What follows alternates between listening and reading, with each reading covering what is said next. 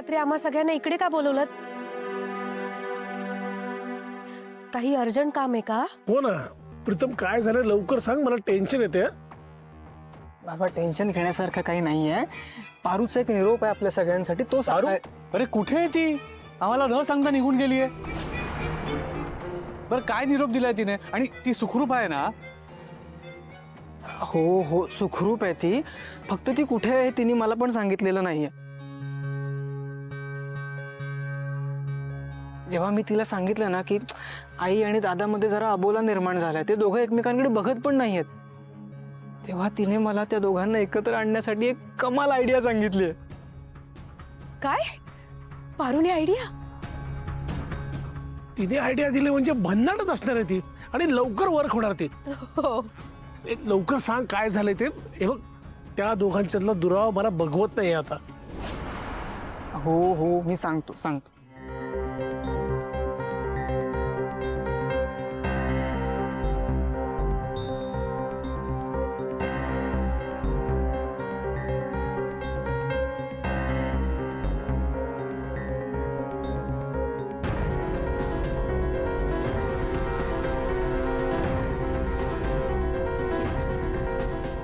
काय चालू आहे यांचं? काय बोलतात? काही कळतच नाहीये. पण नक्की यांचं काहीतरी सुरू आहे. मला तपास लावावा लागेल. काहीतरी शिस्त आहे दामिनी.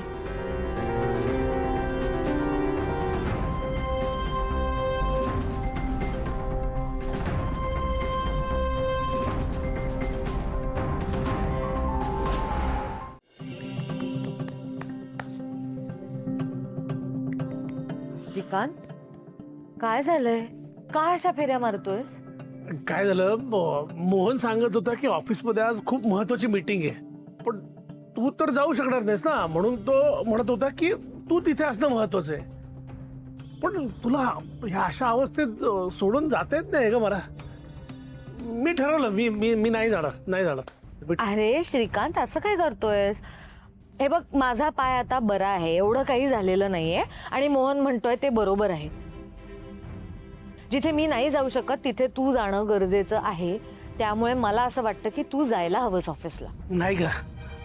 तुझी काळजी कोण घेणार ना? मग तुला काही लागलं तर, म्हणजे तुझी काळजी मी कोण? म्हटलं ना, माझी काळजी करू नकोस. माझी काळजी घ्यायला खूप लोक आहेत, आणि मला काही लागलंच तर प्रिया आहे ना, ती आणून देईल. तू नको टेन्शन घेऊस, तू बिंदास जा ऑफिसला, कळलं? हा, नक्की जाऊ ना?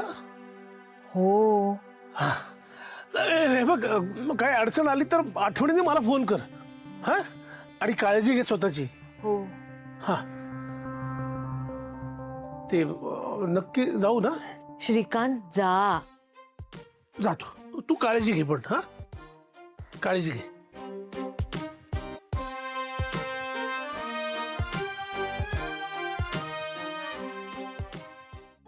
पारूचा प्लॅन आज यशस्वी झाला तर तुझ्या आणि आदित्य मधला आबोला नक्की संपेल. देवा, तसंच होऊ दे रे.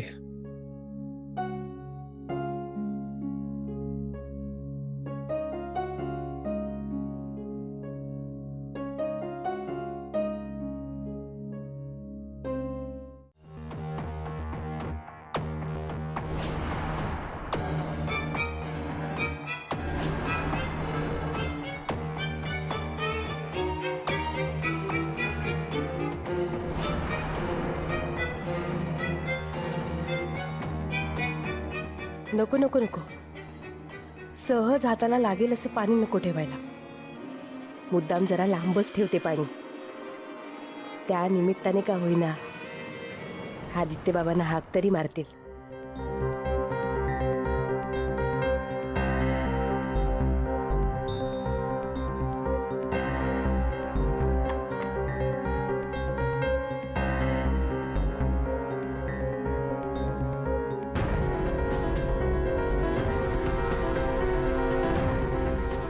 अहिल्या मॅडम, कशात तुम्ही? पाय दुखत नाही ना जास्त आता? ठीक आहे, फक्त मुरगळलाय पाय, एवढं काही नाही.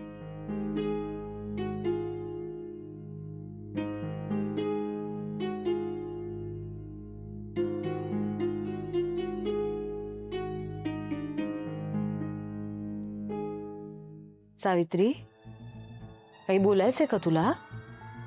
हो, ते मकर संक्रांत झाली ना, त्याची पूजा राहिली.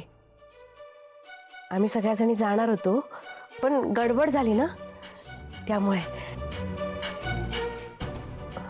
आम्ही सगळ्या काय करतो माहितीये, सगळी कामं आवरली ना की बाहेर जाऊन पूजा करून येतो. म्हणजे तुमची परवानगी असेल तर. अगं, परवानगी काय? जा जा, तुम्ही नक्की जा पूजा करायला. त्या मूर्ख मुलीमुळे ना सगळा गोंधळच झाला त्या दिवशी. नाही नाही, माझ्या पण डोक्यातनं गेलं. तुम्ही सगळी कामं आटपा आणि पूजा करून घ्या. हो, पण अहिले मॅडम, तुमचं पाय. काळजी नको करूस, मी आता बरी आहे. जा.